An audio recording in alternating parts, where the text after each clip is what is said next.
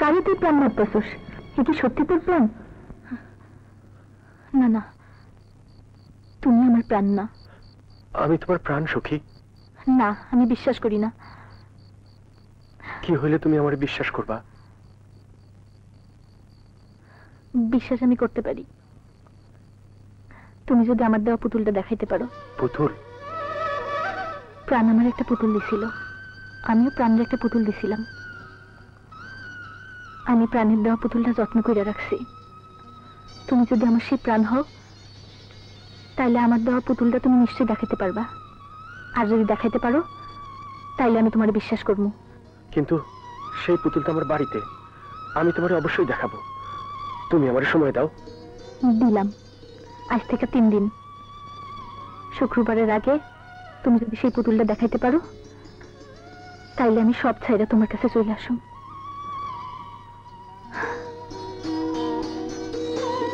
3 দিনের মধ্যে আমি তোমার এই পুতুল এনে দেখাবো। এখন মিন্টু আর দুলালের খুব দরকার। ওরা কোথায়? বউ, কাছে আসো।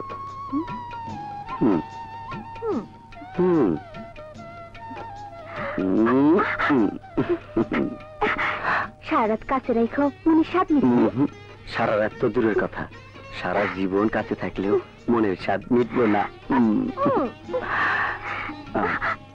এবার থামো তো, আমার মনটা ভালো নাই। কেন? মা আর ভাইজানের কথা খুব মনে পড়তেছে। জীবন শেষ। বাড়িতে কেউ আছেন? কেউ আছেন ভাই? পানির পিপাসা লাগছে।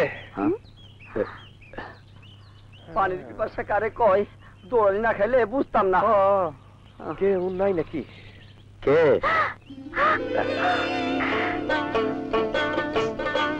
ভাইজান। ভাইজান, তোমরা এখানে? আমি স্বপ্ন দেখতেছি না তো? না, স্বপ্ন না, তোর স্বপ্নের মতোই। পুলিশের তারা খাইয়া জমের বাড়ি যাওয়ার বদলে বইনের বাড়ি চলে আইছি। আগে ভিতরে আসেন, খাওয়া দাওয়া করেন, তারপর সব শুনুন। খুলি, ভাইজানকে খাওয়ানোর ব্যবস্থা করো।